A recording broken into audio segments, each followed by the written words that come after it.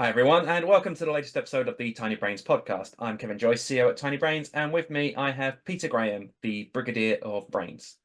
Good afternoon, all. So what we do on this podcast every week is we take a look at the biggest stories in XR from the previous week, and today we're going to start with something XR adjacent. It's the PlayStation 5 Pro. Pete. Yes. Well, we had to include it, didn't we? So it was the biggest news of last week. Sony officially announcing the PlayStation 5 Pro and all its specs. And yes, I think the biggest surprise was that price point. At 700! 700! ouch. It is a high-end console, but 700 is still a little bit of a crikey. Now, I understand there is an audience for this product, right? Um, Sony seems to have an agenda in this generation that a new hardware product comes every year. Okay, we had the PlayStation Portable, the PlayStation VR 2, the PlayStation 5 Slim, and now it's the PlayStation 5 Pro. And there is an audience for this. There are people who do want the best that gaming can offer. They want that higher frame rates and so on. That's fine. I understand that. However, this product is just for them.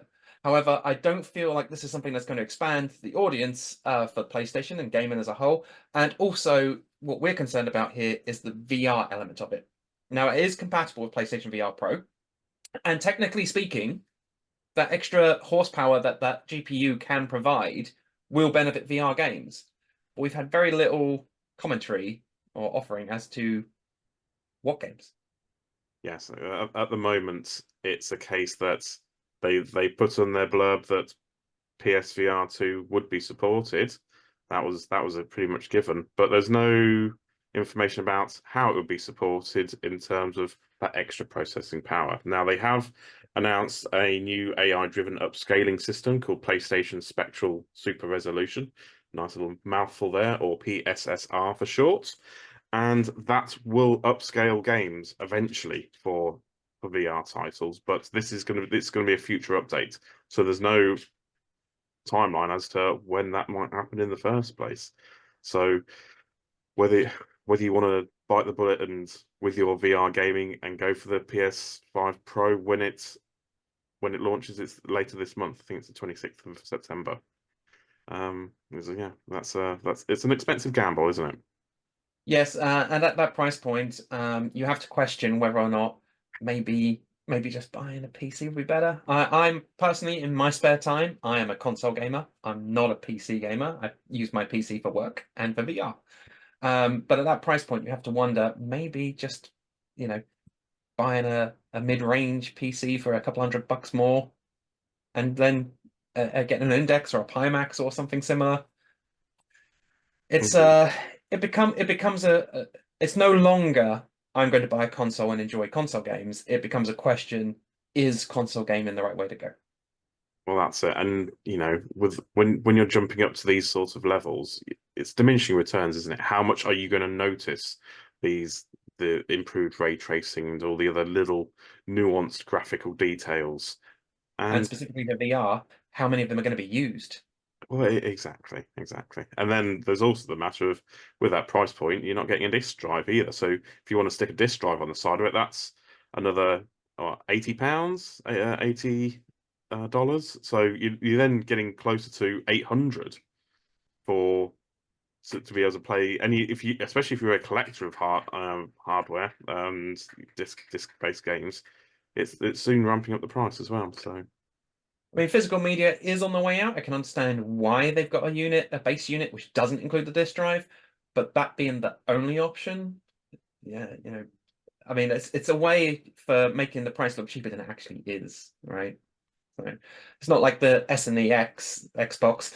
While some people, don't like the Series S, I can understand its place in the market. The PlayStation 5 with or without a disk drive, I can understand that arrangement. The PlayStation 5 Pro only having a disc drive-less option. They're not even doing like a bundle deal where you get like $30 off for with the disk drive package in the box or anything. There is an audience, like I say, but I'm not sure that audience is very big. and even smaller for VR. So moving on, we have the Sharp MiRZA. Is that how you pronounce it? I MiRZA. assume so. AR glasses. Yes. Tell us about Well, this one, Pete. well, September seems to be the month for AR glasses, with expectations that Snap and Meta are going to announce new AR designs. But completely left field comes from Japan in the shape of Sharp and Japan's largest telecom company, NTT Docomo. They have collaborated on a pair of AR glasses, and as you so eloquently put, Kev, the MiRZA. So these are standalone AR glasses, so everything's built in. Batteries are built in, processing is built in. It's got a Qualcomm Snapdragon AR2 Gen 1 processor inside, so it does everything you could need for it to do. But that does mean that it's not exactly the prettiest set of I glasses. mean, this is where we want AR to go, right? We want it to be standalone. We don't want AR to be based on your phone. We want it to eventually become a replacement to your phone, right? That's the future of AR. That's what we want. But it's going to take some time. You know, Gen 1 is not the gen. you got to give them, you got to commend them for doing this. But it's these steps that need to be taken, isn't it? These Yeah. steps need to be I was just taken. literally just about to say someone has to. Yeah. So commendable of Sharp to be the ones to take this leap, this magic. So these AR glasses, don't expect them to be coming to the West. These are just going to be in Japan only. They're going to retail for 248,000 yen, which is roughly about $1,700. So maybe if you want to, import some and have a look see what they do, maybe. But yeah, Or if you want to go take me to Japan and I'll buy you some while I'm there, that's fine as well. maybe. But I'm keen to try them out. I have a fondness for many of the AR glasses that are available on the market. So an all-in-one pair, I'm all for it. Hmm. I'd give them a go, see what they're like, see if they're see if they're utter tripe or Got that whatever the accent is. enthusiasm. Yeah, exactly. Okay, moving on. We have some more Meta Quest 3 S images. I'm going to be straight up on this one. I've not bothered looking. There's so many leaks about the Meta Quest 3 S. I'm now like, it's only a few weeks away. I don't want to hear any more. I want at least a surprise. No surprises for you, Kev. So last week we spoke on the podcast about the FCC certification, which is fairly standard nowadays. And now we've had some new Quest 3S images supposedly leaked by Meta themselves, actually.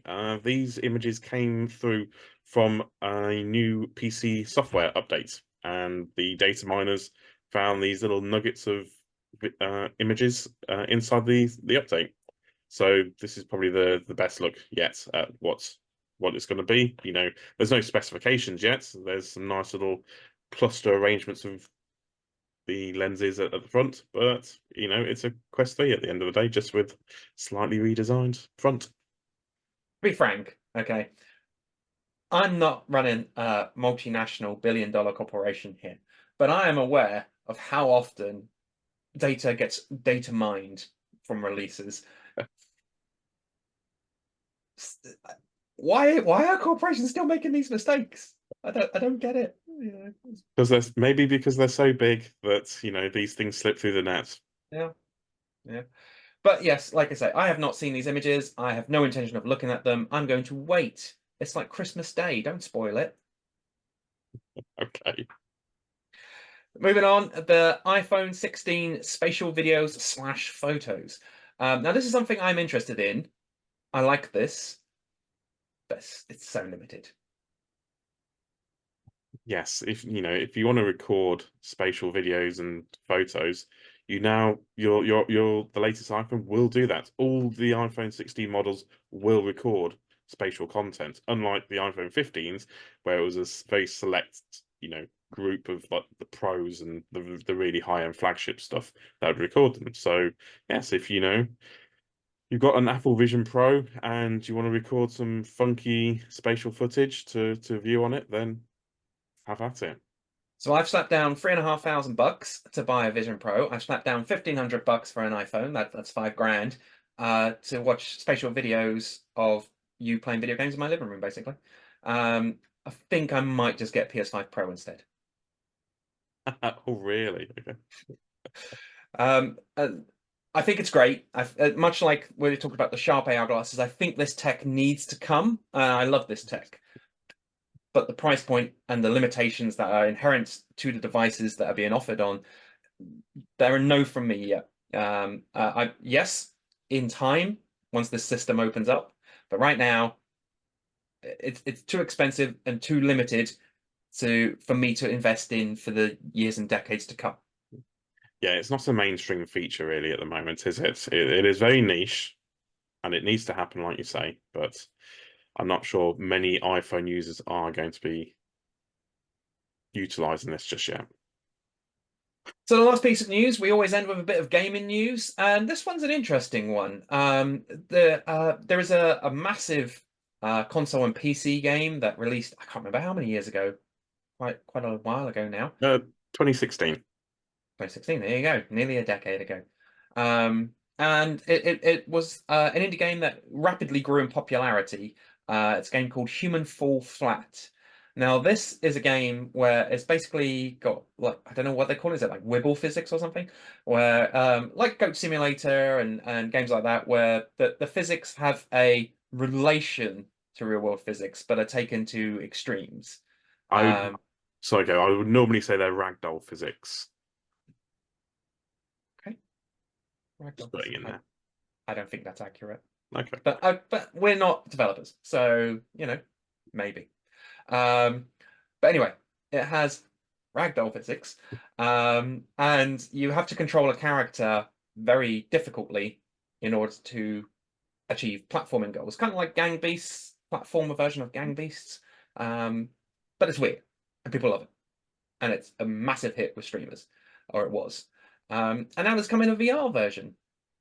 It is indeed. Yeah, I enjoyed the game. I played it a fair bit, and it was frustratingly difficult and addictive all at the same time, which a good game should always be, generally speaking. So yes, the people behind it, Curve Games and No Breaks Games, have announced that Human Full Flat VR is arriving soon for most headsets, PSVR 2, Quest, Steam VR, all those sorts of things. And you can wish list it now on Steam, and it's actually priced on Steam at a tenner. So it's going to be cheap and cheerful, but might be worth maybe worth a look. They haven't released any gameplay footage yet. There was a teaser trailer released, but nothing else. So we're not too sure how it's going to look and play just yet, but I'm excited for it.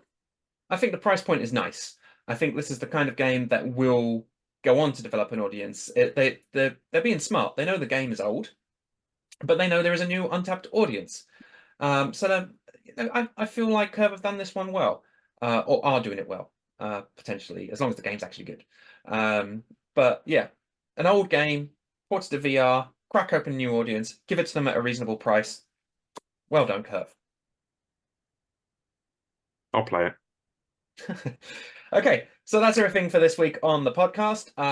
If there's any of these stories you want to chat about, or if you watching have some VR or AR or MR or RR stories that you want us to talk about, please do let us know on any of the millions of channels you can reach out to us on. And yeah, we'll see you next week.